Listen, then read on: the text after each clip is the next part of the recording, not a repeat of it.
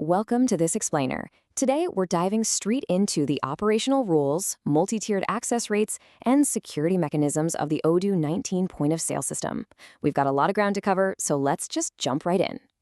So, who actually has the keys to your cash register?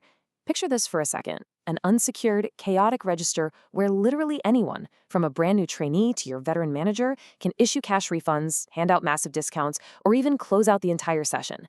Yeah, it's a total recipe for disaster.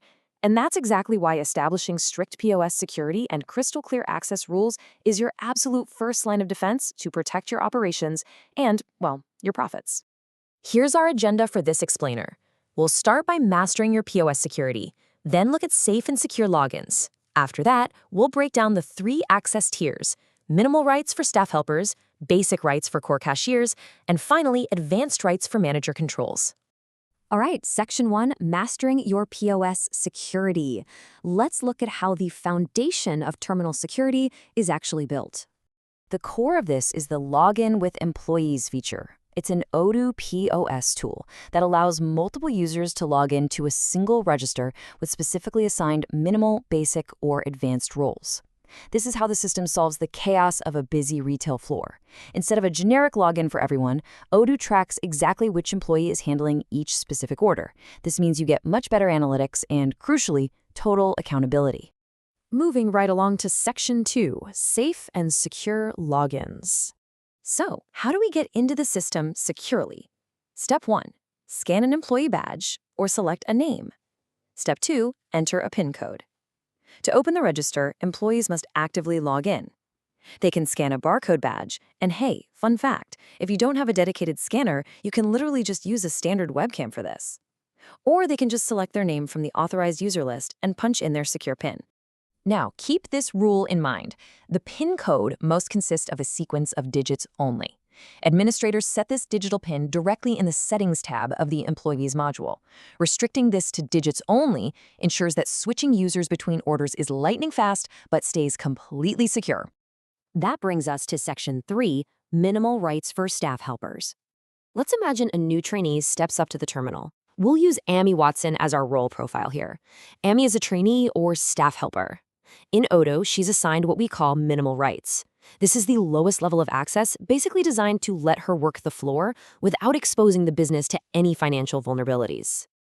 With minimal rights, what can Amy actually do? Well, she can lock and unlock a register that's already open. She can process standard sales transactions, set customers, add notes to orders like typing in plain t-shirt, and enter promotional codes. She can also reload data with limited or full syncs. But here is the catch. Amy absolutely cannot apply manual discounts, modify prices, or process cash refunds. When we compare minimal rights to basic rights, you can see the boundary lines clearly. Minimal users process standard sales only. Basic users, on the other hand, can process refunds and apply manual discounts. You definitely don't want a brand new staff helper issuing cash refunds or changing prices on a whim.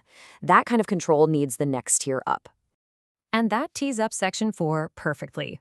Basic rights for core cashiers. Let's look at our next role profile, Abigail Peterson, our core cashier.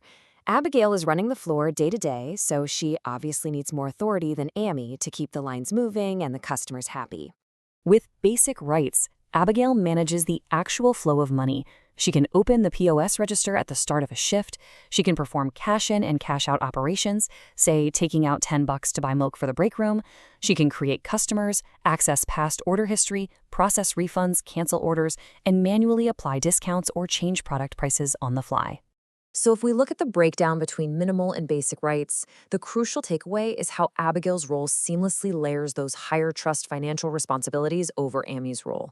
Both handle standard sales and promo codes, but opening the register, applying manual discounts, and processing refunds, those are strictly a yes for Abigail and a hard no for Amy.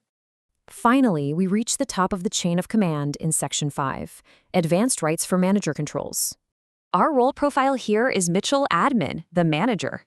Mitchell holds complete authority over the point-of-sale environment, overseeing both Abigail and Amy. Mitchell isn't just selling, he's managing the database. With advanced rights, he can create new products right from the floor, access the Odoo backend interface, and close the current POS register. But there's a vital security caveat you need to know. An advanced user must also be a registered database user to access that backend or create products. Just having the advanced POS badge isn't enough on its own. This leads to the manager's closing responsibilities.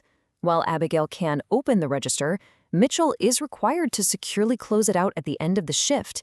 He has to verify all cash-in and cash-out operations, close the current POS register session, and post expenses to perfectly sync that data with the back-end accounting. 3. That is the exact number of tiered access levels you have at your disposal: minimal, basic, and advanced. By simply assigning your staff into these 3 categories, you instantly build a highly secure, totally accountable workflow in Odoo 19. So, I'll leave you with this final thought. Are your current POS access rates genuinely protecting your profits, or are they leaving the register wide open for just anyone to make changes? I highly encourage you to go review your employee login settings today. Thanks for tuning into this explainer, and happy selling!